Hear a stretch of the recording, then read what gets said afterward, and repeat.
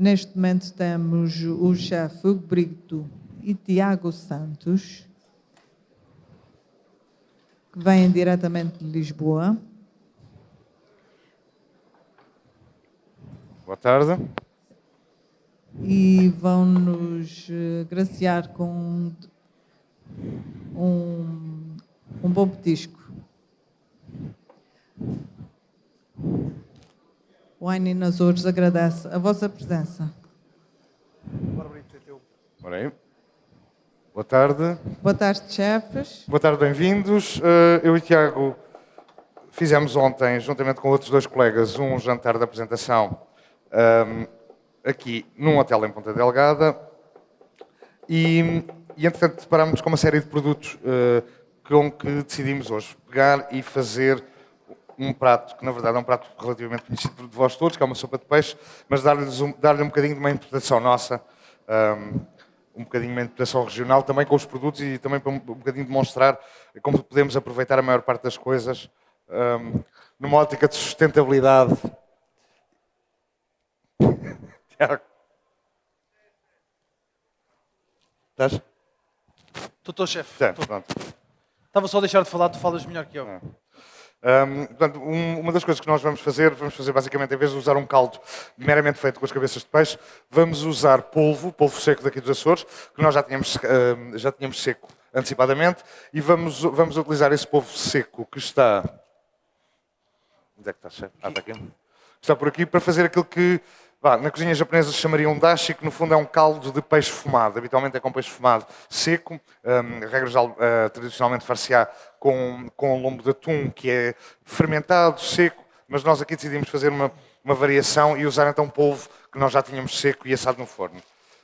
Juntamos cebolas, juntamos algum deste polvo, para então fazer a base deste caldo. Entretanto, nós vamos servir depois a sopa com o interior do tomate, fazer uma espécie de caviar de tomate, aquilo que nós chamaríamos caviar de tomate, mas vamos também, novamente, aproveitar tudo o resto para fazer uma água de tomate ou um líquido de tomate que depois vai enriquecer o caldo.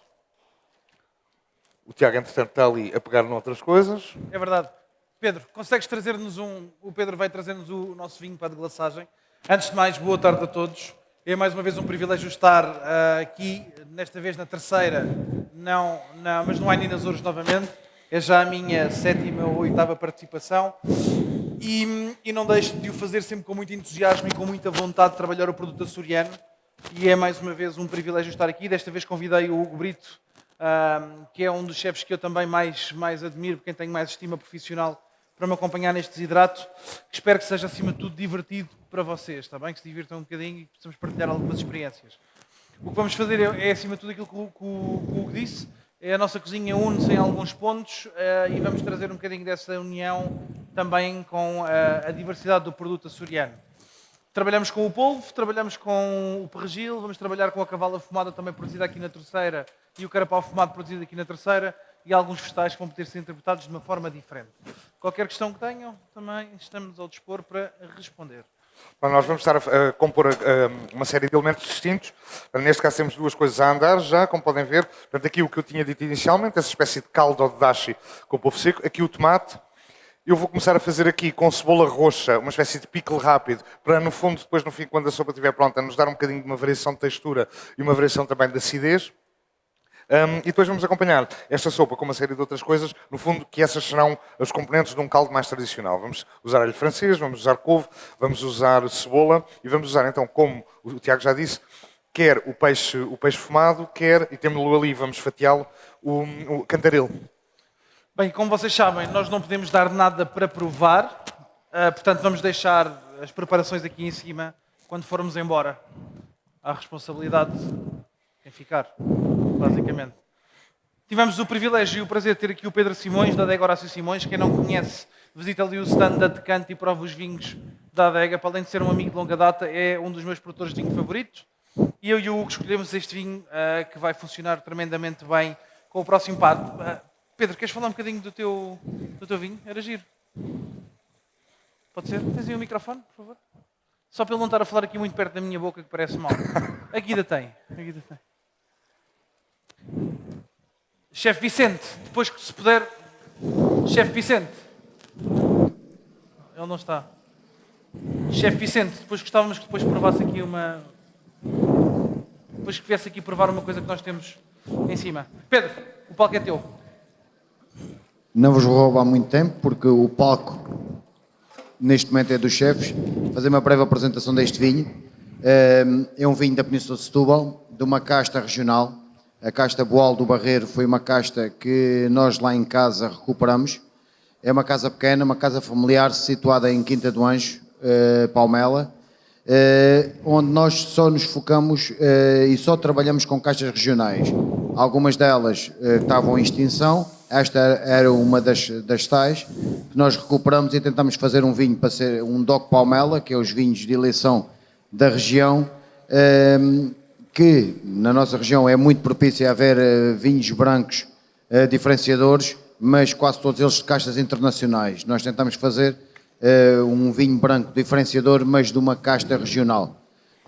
É um vinho branco feito nos métodos, a conjugação dos métodos ancestrais, hoje em dia com a nova tecnologia, onde damos depois também alguma estrutura com alguma madeira, e achamos aqui em conversa que o prato que iria sair daqui hoje, que seria um branco que poderia fazer a diferença.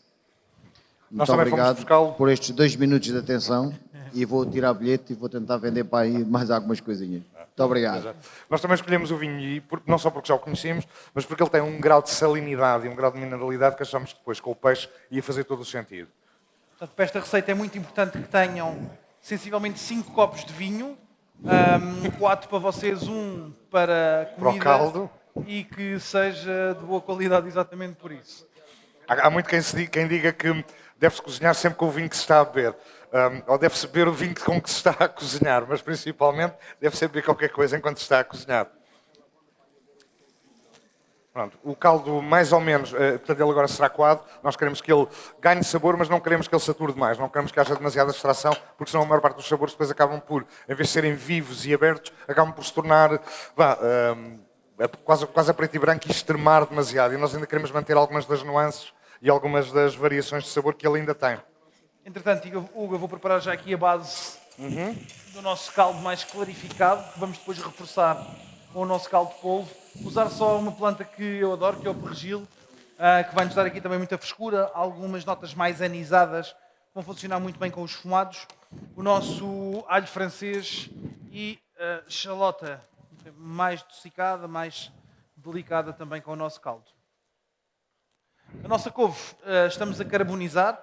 A sopa de peixe fica ótima com toques tartáricos e vamos dar aqui alguma tartaridade com uma cebola carbonizada que depois vamos porcionar individualmente, mas que lhe vai dar uma nota fumada de profundidade e ajudar também a filtrar aqui alguma da complexidade aromática do próprio peixe e dos restantes ingredientes. O chefe Júlio Vicente, bem-vindo. Vai apresentar a seguir, não percam, vai trazer borrego. Pronto, como vêem, Eu gostava que você provasse aí o caldo de... caldo de avalizasse polvo, o caldo dashi de de polvo. Como vocês veem, então estou a retirar, regra já com isto, nós na cozinha utilizaremos um outro, ou filtros próprios para o efeito, ou uma coisa que nós chamamos de um microbag, que é um filtro ou um coador que tem que tem orifícios extremamente pequenos, do tamanho de um micron. Nós usamos isso habitualmente, aqui é óbvio que é outro tipo de contexto, então não nos preocupamos tanto com isso. Usamos aquilo que, como em casa, usaríamos uma toalha ou um filtro de café. Também são ideais para este tipo de coisa. Pronto, temos então aqui já o caldo de polvo, que então vamos acabar por ligar estas várias bases, vamos no fundo estar a criar o caldo composto de 3 elementos diferentes, um caldo de tomate, este dashi de polvo e depois esta base, no fundo é uma base de ervas aromáticas não muito puxadas, porque como estão a ver o Tiago aqui o que está a fazer é permitir alguma caramelização da couve, sem que essa caramelização seja feita com muita gordura. O que queremos é criar mesmo coisas que não são só caramelizadas, mas também quase carbonizadas, dar-lhe um bocadinho de sabores, que são os sabores que nós associamos ao fogo e ao forno, e menos os sabores de salteado ou de frito. Cantaril. Boca negra aqui. Não é? Boca negra aqui, exatamente.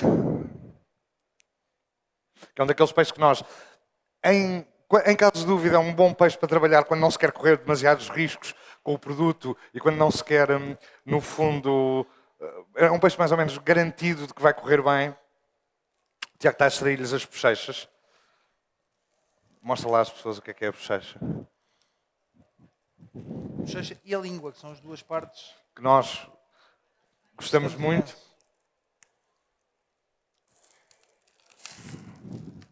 Pronto, então temos este dashi. Eu aqui, no caso o de tomate, posso puxar um bocadinho mais e saturá-lo um bocadinho mais. Vou até subir a temperatura em relação ao resto, enquanto o Tiago está ali a tirar.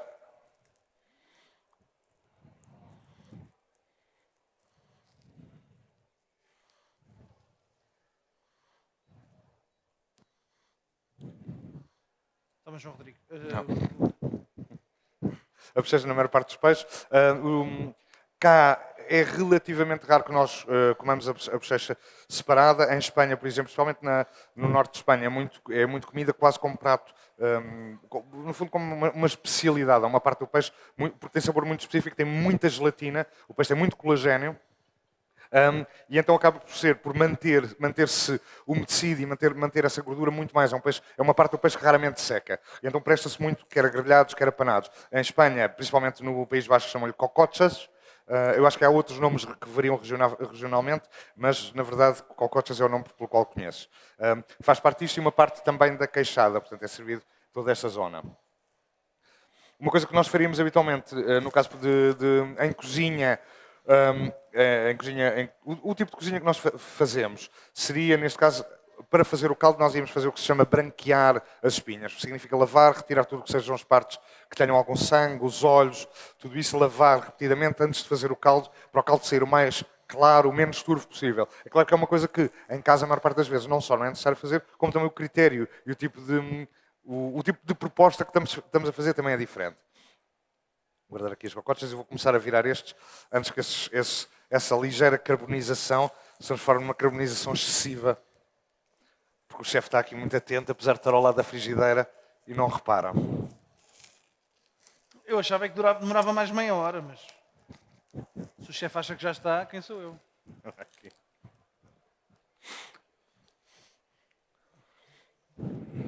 Como eu disse, o boca negra, regra geral, não é um dos peixes favoritos dos chefes de cozinha, ou quer dizer, da maior parte deles. Sim. É um peixe relativamente neutro, mas que nos permite a nós trabalhá-lo com muita delicadeza e sofisticação. Ou seja, sendo um peixe meio magro, não sei se sabem como é que os peixes se agrupam, mas eles agrupam-se em 3 categorias distintas. Os peixes magros, gordos ou meio gordos, exatamente como o leite, e agrupam-se por 3 categorias: chatos, planos, fusiformes ou romboidais. Chatos e planos são exatamente a mesma forma. Obviamente que o cantaril, sendo um peixe meio gordo, tem cerca de 5% de gordura quando está no seu prime, e sendo um fusiforme tem uma característica de textura e de coação muito diferente da maior parte dos peixes. Predispõe-se a cozeduras muito, muito ligeiras e predispõe-se bastante a curas prolongadas de sal e de fumagem. Os melhores cantaris que eu já provei foram cantaris secos. Aliás, é muito comum em peniche os cantaris secos ao sol. E que de facto ganham uma textura absolutamente incrível. Nós aqui vamos deixá-lo muito, muito delicado, muito ligeiro.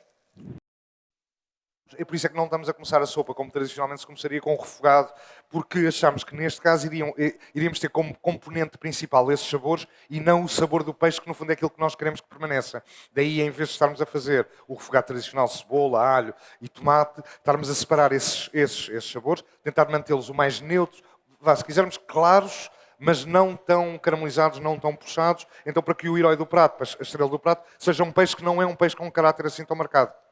De outra forma, acabávamos por só sentir outros sabores que não o sabor central, que neste caso queremos que seja o cantaril.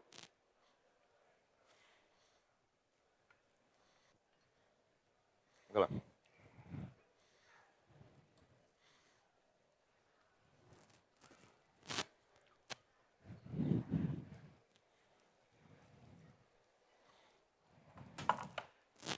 Pronto, eu como disse há pouco, aliás o Tiago é que tinha referido, eu fiz então uma espécie de pickle muito, muito fácil. Regra geral, nos pickles nós procuramos um equilíbrio entre sal, açúcar e acidez. Neste caso vamos fazer um pickle ainda mais simples, em que basicamente utilizando um bocadinho de vinagre fazemos com que a própria água da cebola roxa comece a soltar por causa do efeito da acidez. Então iniciamos com vinagre, não muito, como viram, nós pedimos ali a uns colegas, uns produtores do Monte da Colónia, que nos emprestassem um bocadinho de vinagre deles. porque achámos que também tinha interesse que se estabelecesse uma relação com os produtores. E então iniciamos com o vinagre e depois ele praticamente é a própria água que está a piquelar a cebola. Novamente, não queremos que nada disto seja demasiado carregado. Vamos usar também um ingrediente que é um dos favoritos do chefe Hugo Brito, Odeio, não liguem. que é a physalis, ou o tomate de capucho, muito importante na economia local. Aliás, o chefe Hugo Brito gosta de muito de duas coisas, é tomate de capucho e de caiotas. Não, eu não, por acaso é uma coisa que é engraçada. Isto às vezes, destas experiências de cozinharmos fora das nossas cozinhas, fora dos nossos restaurantes ou dos nossos contextos, é que isso nos obriga a reavaliar a nossa própria relação com os ingredientes. Por exemplo, as caiotas, o chuchu, que é um ingrediente que eu não tinha absolutamente interesse nenhum e sou capaz de já não me recordo de o ter utilizado sem ser em sopas. E de repente, ao planearmos o que é que iríamos fazer neste jantar fino que fizemos ontem, apareceu a caiota como um dos ingredientes que iríamos usar, o que até para mim foi um bocadinho uma redescoberta de um ingrediente que eu achava absolutamente desinteressante, e que depois acabámos por fazer um puré dele, depois voltar a assar o puré para intensificar sabor, e no fim, esta coisa que eu não tinha absolutamente interesse nenhum, acabou por se revelar uma coisa que eu agora estou ansioso por voltar ao restaurante e pô-lo numa emenda. Portanto, estas coisas acabam por ser... estas viagens para nós acabam por ser sempre muito o caminhar em território desconhecido, mas também são sempre uma experiência de aprendizagem e de relação com os territórios com que nos envolvemos. Não faz sentido vir aqui para os Açores e trabalhar e fazer uma reprodução da emenda que eu faço habitualmente em Lisboa, porque trabalho com outros ingredientes e porque, no fundo, isso é quase esquecer que a cozinha também é uma expressão das pessoas que as fazem e de onde é que a fazem. Não é meramente uma coisa que possa ser decalcada de um sítio para o outro e que se mantenha algum tipo de identidade, ou pelo menos de identidade determinante ou minimamente marcante. Este tomate de capucho está com, vê lá, está com uma acidez muito fixe. Está com uma acidez muito, muito interessante. Continua a ser horrível, mas pronto. Não estou a brincar. É curioso que o tomate de capucho, apesar de ser considerado um fruto, eu trabalho na maior parte das vezes como vegetal. E é de facto quando eu tiro a maior parte dos seus dividendos. E faz Aliás, sentido, até porque ele, quando comido assim, acaba por ter um tipo de equilíbrio de acidez e de doçura muito semelhante a um tomate em pico de época. E muitas vezes coloca-se questões muito simples, que é quem é que sabe a diferença entre um fruto e uma fruta? Há frutos e há frutas, certo? Porque é que uns são masculinos e outros são femininos? E o chefe Tiago responde. Eu vou dar uma pista. Vocês já repararam que as casas de banho dos homens são sempre à esquerda? Nos restaurantes? Comecem a reparar.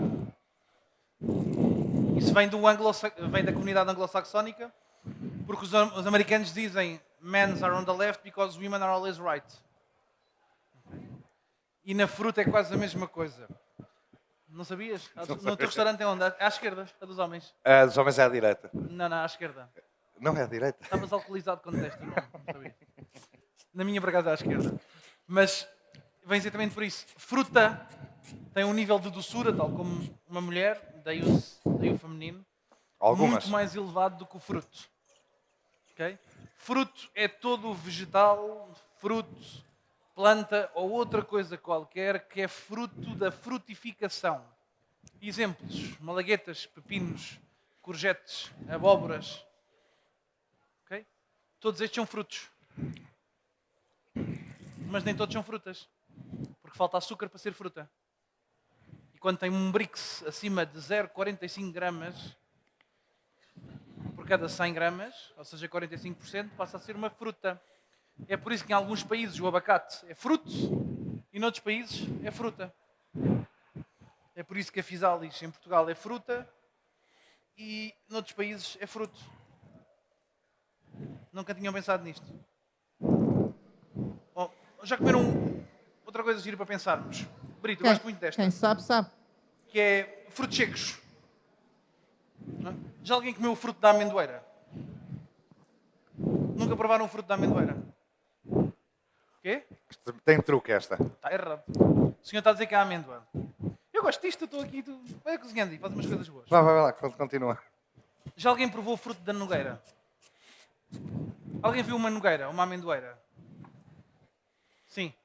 Já provaram o fruto da nogueira? Já provou o fruto da nogueira? Não acredito. O que é que achou? Não, nós não é o fruto. Não é o fruto. Estamos errados. A noz é a semente. O fruto está à volta da semente, seca e quando cai, nós aproveitamos a semente. As Há amêndoas, as amêndoas é exatamente a mesma coisa. O quê? As amêndoas é exatamente a mesma coisa. As amêndoas é a mesma coisa. Vocês dizem, chefe, mas isso é estranho. Então porquê é que as amêndoas e as nozes se chamam frutos secos? Eu vou explicar o seguinte. Vocês já viram as sementes de girassol no supermercado? São baratas, não são? E vocês pagam o mesmo por uma semente do que um fruto seco? É que um fruto seco é um produto que foi fruto da frutificação, que depois é seco e nós comemos esse fruto a que lhe foi removida a água.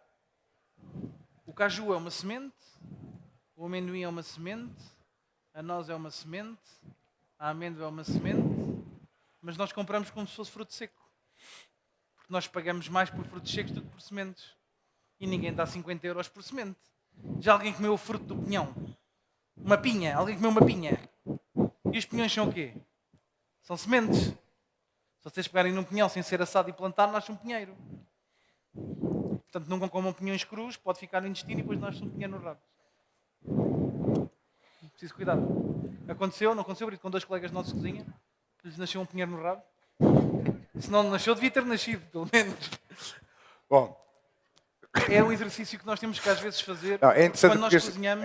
este tipo de exercício para nós às vezes tem a ver com um questionamento mais ou menos constante das coisas, porque a partir do momento em que nós começamos podemos olhar para as coisas desta maneira, isso faz com que, por exemplo, sejam permitidas abordagens que nos levam então a utilizar o fruto da amendoeira, como eu já utilizei, porque o fruto da amendoeira é extremamente ácido. Ele tem que ser alvo de uma curtimenta semelhante ao fruto semelhante às azeitonas.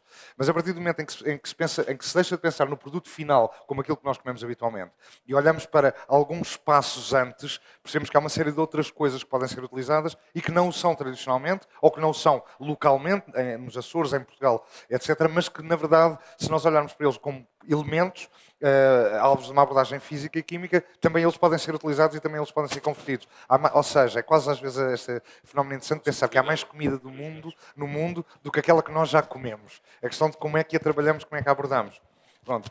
Daí também, às vezes, estas questões que neste momento são muito, ou que estão muito, que são cada vez mais pertinentes, têm a ver com isto. Têm a ver com a utilização de recursos, a utilização inteligente de recursos e a utilização, no fundo, não tanto questões que às vezes há uma confusão entre sustentabilidade e rentabilização de produtos, uma coisa que nós até já temos falado com alguma insistência. A sustentabilidade tem a ver com, se quisermos, a substituição natural das espécies de modo a que o equilíbrio das suas populações seja mais ou menos mantido a períodos de médios e de longo prazo.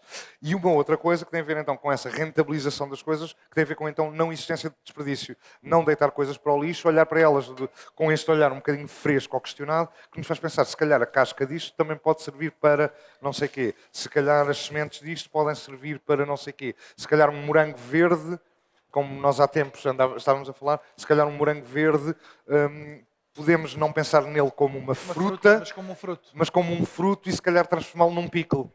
Ou seja, isso acaba de uma salada, não é? Sim, isso acaba por ser interessante porque podemos continuar a trabalhar sazonalmente, podemos continuar a trabalhar e a obedecer e a olhar para as estações do ano com atenção, mas de repente elas ganham muito mais produtos. Porque aqueles que estavam verdes, que não estão na altura ideal de colher, se forem trabalhados de uma outra maneira, se calhar afinal já podem ser utilizados. Isto para nós, principalmente em outubro, novembro, dezembro, quando só há legumes de raiz e couves para trabalhar, isto para nós às vezes é muito importante. Não, e esta questão toda, porque eu estava aqui com esta brincadeira do fruto, mas para vos levar a um raciocínio que nós, cozinheiros, e eu e o Hugo, que temos uma cozinha não tradicionalista, fazemos uma cozinha relativamente contemporânea em algumas coisas, mas ligada à tradição, que é olharmos sem preconceitos e pessoalmente percebemos o que é que estamos a fazer. Se eu cozinhar um fruto, é diferente de cozinhar um fruto seco. Okay? Fruto seco, entenda-se, um alperce, uma uva, passa. Isto é diferentíssimo, completamente e radicalmente diferente de uma noz.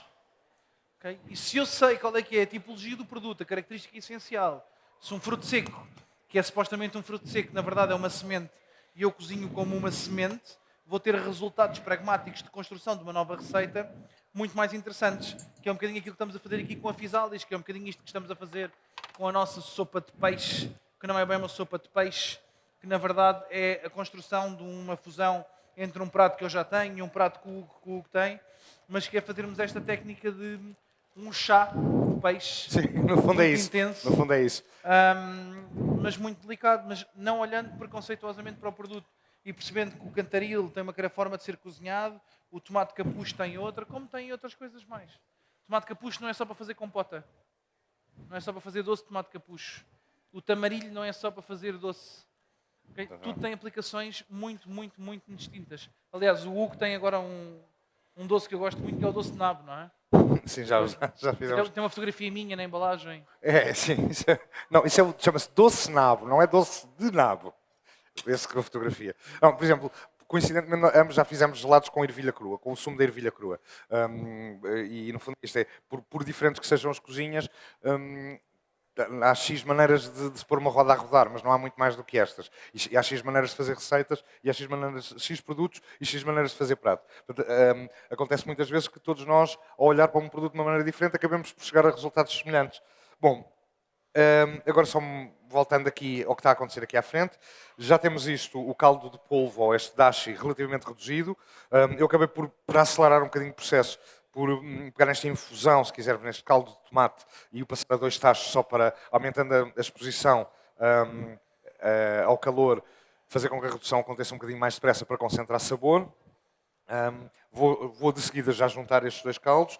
Já temos então aqui esta base com ervas aromáticas e com um bocadinho então do chicharro seco, fumado aliás, que depois vamos combinar, mas estes 2 já estão quase prontos a ser combinados.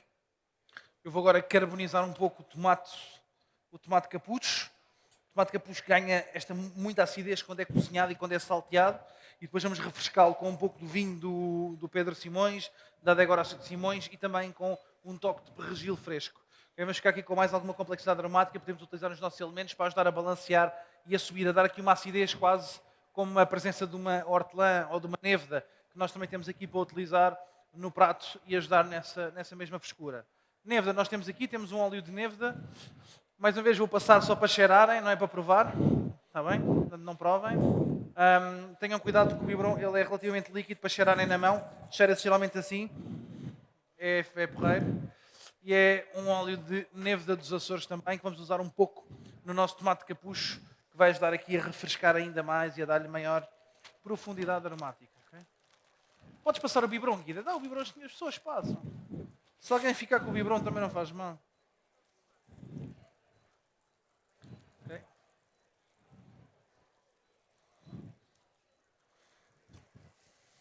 Estes capuchos têm muito tanino, são giros para fazer algumas preparações, inclusive caldos e sopas, está bem? Funciona muito bem. Ou chá, é ótimo. Portanto, como podem ver, nós em meia hora fizemos aqui 3 caldos completamente distintos. Eu já vou então ligar, já vou colocar ambos, o de tomate. Não vou colocar todo de uma vez porque é uma coisa que nós às vezes dizemos aos nossos cozinheiros, às pessoas que trabalham connosco.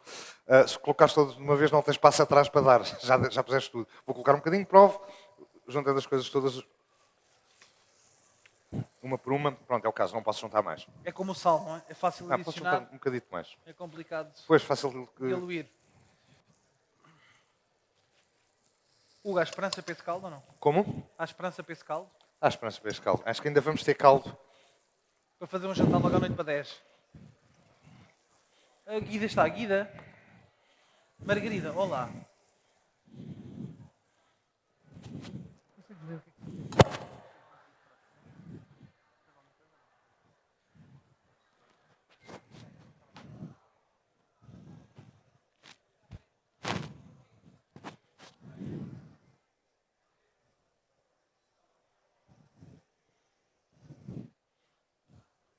O Tiago deve ter percebido que se esqueceu de alguma coisa fundamental e que foi tratar agora.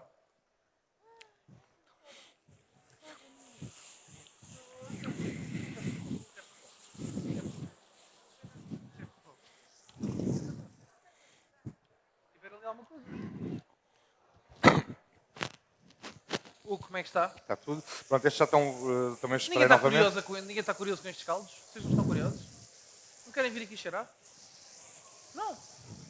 Mas eles também não vão aí. O tomate capucho, como devem conseguir ver agora na imagem, não? Ah não, porque não vem aqui. Se viessem aqui iam conseguir ver que ele começa a esguinchar água, ou seja, começa a evapotranspirar a água que existe no interior dele, começa a ferver e ao ferver liberta grande parte dos chuchucos. Eu adicionei uma primeira parte, que é aquela que vai cozinhar mais, que vai ficar mais mole, mais desfeita, mais caramelizada, mais tostada no início tudo ao mesmo tempo, e agora estou a adicionar pedaços aos poucos. Porquê? Porque quero de facto manter aqui alguma textura e que eles fiquem relativamente crocantes. Portanto, um vai servir para base, para sabor, e o outro vai servir para textura. O chefe Hugo está a salivar a olhar para isto. Sim, sim. Não, também é esta questão... Eu também tenho. Eu tenho um, sabes o que é? É o kiwi. Quê? Eu tenho o kiwi. Ah, kiwi também não gosto. Kiwi também não acho, não espero. Esta ideia de construção do sabor final em camadas, para não pensar tudo como uma coisa que... uma coisa que tem só um ataque inicial, mas uma coisa que, enquanto está na nossa boca, pode ir desenvolvendo sabores diferentes. E então, portanto, pensar num caminho, quase como se fosse sei lá, é uma ideia às vezes um bocadinho estranha, mas pensar no sabor como um objeto que tem um centro e que tem camadas à volta e que nós não precisamos do sentir todo de uma vez. Pensar no que é que acontece quando... o que é que fica no final de boca quando acabamos de saborear alguma coisa, pode não ser exatamente o que está no início, e às vezes tentar trabalhar um bocadinho com esta paleta toda daquilo que é esta ferramenta toda. Nariz, retronasal, portanto a parte do final, aqui final da nossa garganta, e a língua, e pensar que isto tudo é um instrumento com um bocadinho mais de delicadeza e tentar trabalhar com ele todo. Às vezes resulta melhor, outras vezes não, mas no fundo trabalhar com isto tudo. Pronto, estes dois já estão. Cuidado aqui.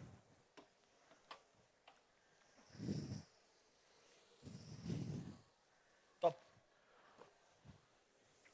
Temos a Margarida que já nos trouxe o expresso da loiça. Agradecer à Cutie Kitchen. O facultar, aliás, já vamos deixar o patrocínio para se poder ver na fotografia. Desculpa. Pronto. Este está. É? Este está. Este precisa de reduzir um bocadinho, mas este já está como base. Estes também já estão. Persil, é uma coisa que nós já tínhamos reparado, é quase endémica, muito específica, não apenas dos Açores, é uma coisa que eu já me tinha cruzado com ela e já tinha apanhado uma ou duas vezes em Salina. Portanto, é uma das plantas que, regra geral, crescem próximas às salinas. Já me tinha cruzado com ela e até já tinha utilizado. Não com a abundância que encontramos aqui. E tinha-me dito que praticamente não se usava. E depois hoje, por acaso, ao almoço, encontrámos-la num pickle. Feito num restaurantezinho aqui na Serra. E, portanto, afinal, sempre há mais pessoas a olhar para as plantas todas. Portanto, Evetro Moisés, obrigado pelo prato.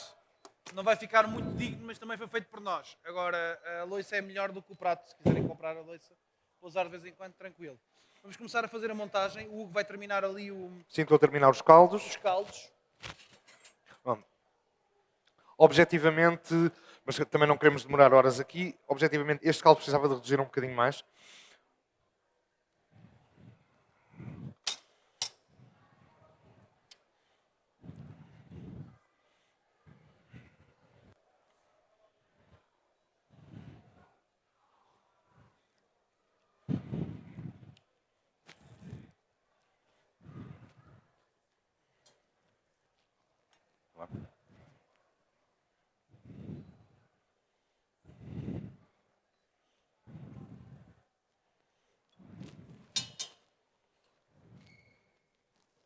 Sim, sim.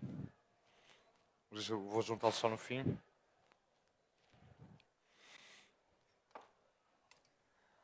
Portanto, vou usar um pedaço do nosso cantaril. Como o Tiago tinha dito há pouco, ele então é um peixe muito delicado e que no fundo é um peixe muito vulnerável a qualquer ação que exerçamos sobre ele. Se for curado, se for fumado, ele reage muito depressa. E igualmente também em relação ao calor. Nós nem o vamos cozinhar, vamos colocá-lo quente e vai ser o próprio caldo a ser vertido que o vai cozinhar. Pronto, o Tiago também está a facilitar a vida ao peixe, eu não sei se vocês veem, ao cortar pedaços muito pequeninos, não é? Não, pronto. está aqui uma coisa também, vá, da cabeça deste dedo. Pá, isto também no nosso restaurante são 4 doses. Portanto, Pois, também é verdade, nós fazemos aquela... Não é verdade. Um bocadinho no caso dele.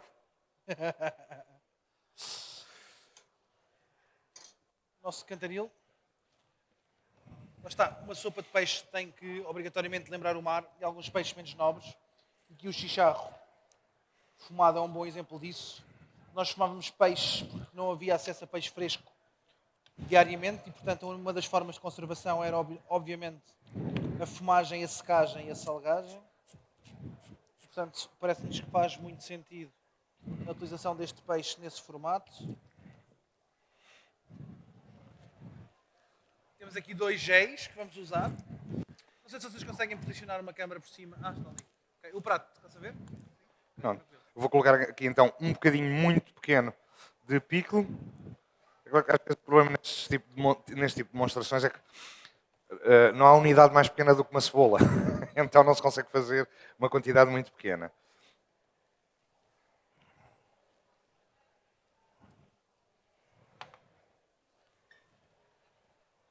Um pouco de gel de limão.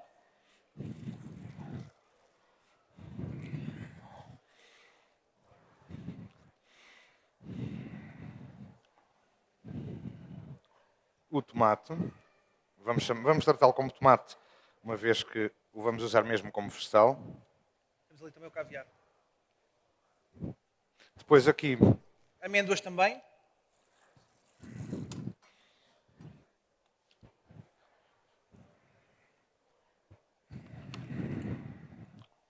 Neste caso amêndoas em gel, mas amêndoas ainda assim. o interior do tomate então que temos no caldo, no próprio caldo.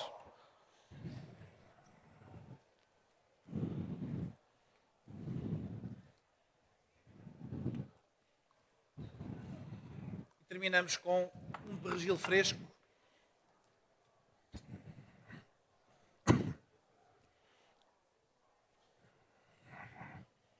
Temos o nosso caldo também.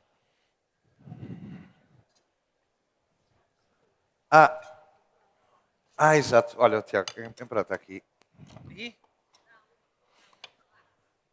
Para aqui? Aqui é difícil, tem uma placa quente. Pois, espera aí, põe a tábua, porque ela não passa Eu estava a temperatura. perguntar ao senhor da Câmara se estava a ver o que eu estava a fazer. Pronto. E finalmente, Utilizamos um pouco do nosso óleo de nêveda. Mais uma vez, o óleo é interessante com os caldos porque ele vai ficar a flutuar. exatamente, ele agora ao colocarmos, ele Vai vai... dar aquela frescura da hortelã. E depois o nosso caldo de polvo seco fumado, cavala fumada. O óleo já ajudou. Já a receita ajudou. a seguir. Vamos pôr aqui só mais umas gotinhas. E temos a nossa sopa de peixe, com peixe fumado, polvo curado, tomate capucho, tomate, enfim, perdi a conta já os ingredientes. Vocês foram contando e tomando nota, pelo menos aqui a colega tem as notas todas. Agradecermos a vossa paciência, agradecer a Eletro Moisés também o facto de termos desperdiçado. Emprestado sim. o prato. Não, à última também da quem... hora. ao Monte da Colónia, Ao Monte da Colónia, ao Pedro Simões, à organização toda. Não se levantem, por favor, vem aí o grande Zé Júlio Vicente a fazer a apresentação a seguir. Um dos chefes que eu e o Hugo mais admiramos, vão adorar, ele vai fazer borrego, vai ser incrível. E para além do borrego, do Zé Júlio, nós vamos voltar, eu e o Zé Júlio, no domingo também. Espero ver-vos. Amanhã o Renato, amanhã o Luís Portugal, amanhã muita gente, muitos vinhos para provar, muitas coisas giras. Fiquem por aí, quem quiser vir provar ou tirar dúvidas que venha, nós explicamos como é que se faz tudo, os óleos, os peixes, os polvos, etc. Está bem? Obrigado a todos. obrigado a todos, Obrigado. muito boa tarde. Mais uma vez a organização agradece imenso a vossa presença, foi realmente um momento espetacular. Queríamos referir ainda que o chefe Hugo Brito veio diretamente do restaurante Boi Cavalo e o chefe Tiago Santos, que veio do restaurante Corum, os dois em Lisboa.